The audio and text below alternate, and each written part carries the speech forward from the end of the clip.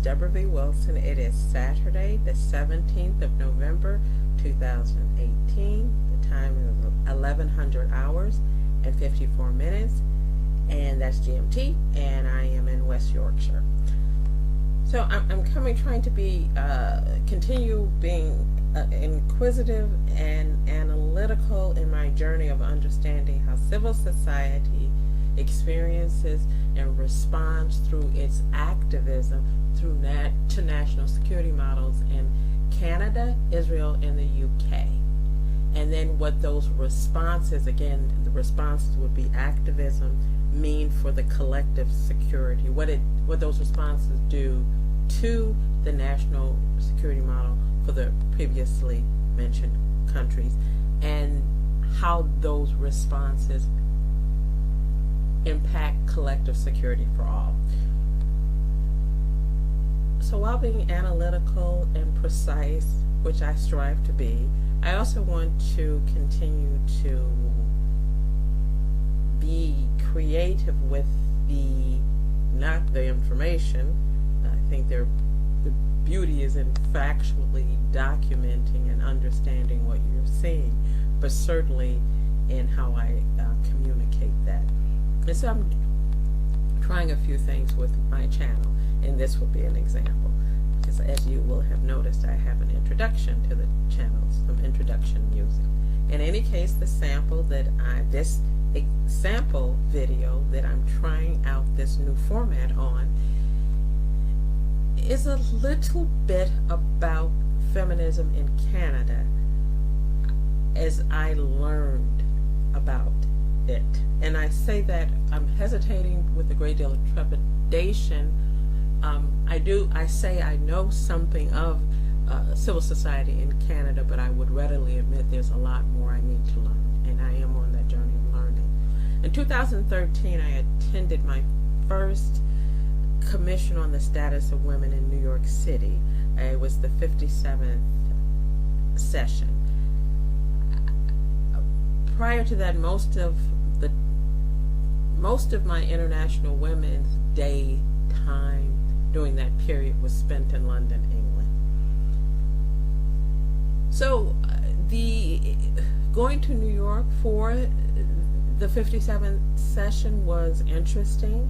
It was amazing. It was close. It was a 1-hour flight as opposed to crossing the Atlantic from Chicago, which takes approximately 8 hours.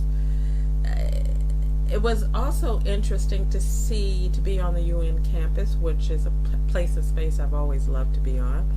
It was fascinating and enriching and edifying to be around a plethora of women from a myriad of places and spaces on the globe, all discussing women, the lives of females and women.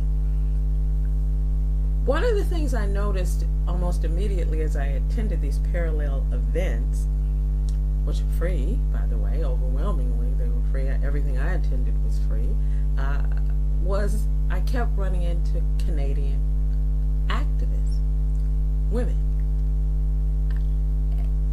Again, I readily admit I knew very little about Canada's expression of emerging from civil society. But I did notice very quickly that I kept running into Canadian women activists at the various parallel events. I thought that was interesting because population-wise, Canada is a very small country, less than 40 million people, and you would imagine that a small percentage of people in any population are activists. So I couldn't understand why event after event that I was attending, and they weren't events that had anything necessarily, definitely were not Canadian events. They weren't events that necessarily had anything to do what one would think if you just a quick glance at the event that necessarily had anything to do with the Canadian lived experiences. At one point I became so curious during my week stay in New York that I asked at an event, why was I seeing so many Canadian activists? The answer I got very it was a quite very succinct, but it was quite mysterious to me.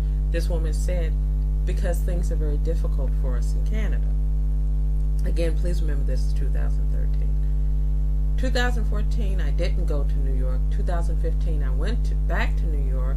So then that would have been the 59th session of the Commission on the Status of Women. And this time when I went back, my scope entirely was all things Canadian, civil society, and women. I was repping Canada. It was in everything I did was to understand the Canadian experiences of civil society, particularly when it came to women. I was still confused at the representation, the level of representation from Canadian activists. And again, when I asked why, people, the women, felt that it was easier for them to be activists, Canadian activists, outside of Canada, and it was easier to network with other activist Canadian activists outside of Canada, and in addition to meet other activists from around the globe. 2016, I moved to Canada, and I took a look at the activism there and got involved in the activism there, and it, for lack of a better word, it appeared to be muted. It took one question that I posed to a very well-known activist who lives in Winnipeg, Manitoba, why things were so quiet, and I referred to the activism in Canada coming from women's civil society as toothless. And I said it's activism that actually doesn't do any they're activists that don't actually do any activism. And she explained the history behind it and why, and some of the policies of the now previous Prime Minister, Stephen Harper. I'm going to post some of Stephen Harper's policies, the former Prime Minister of Canada. Some of his policies and the impact it had on women's activism. This podcast is, again, it's to test out a new model, a new direction I'm taking for my channel, slightly. But it's also to reiterate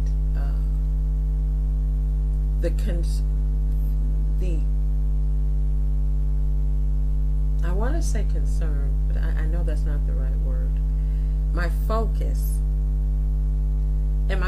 is understanding civil society and what the actions of civil society can tell us about the larger society, and what actions by civil society can tell us about, in my case, my scope is national security. So I think about my experiences at CSW 57 in New York and seeing these Canadian activists. They were everywhere. This relatively small country population-wise, and then you, again, actual activists would be a significantly smaller percentage of the general population. I knew it said something, but it took me from 2013 to 2016 to begin to understand what it was saying. I say again and again and again that I believe activism, organized activism, to be and have the potential to be part of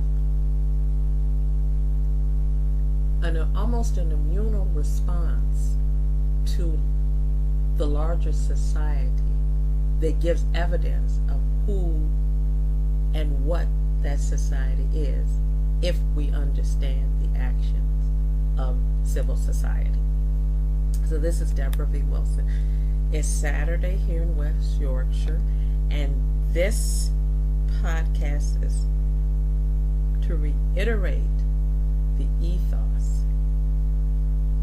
of this channel and to also test out a wee bit of a change in the model of my podcast. Thank you very much. From West Yorkshire.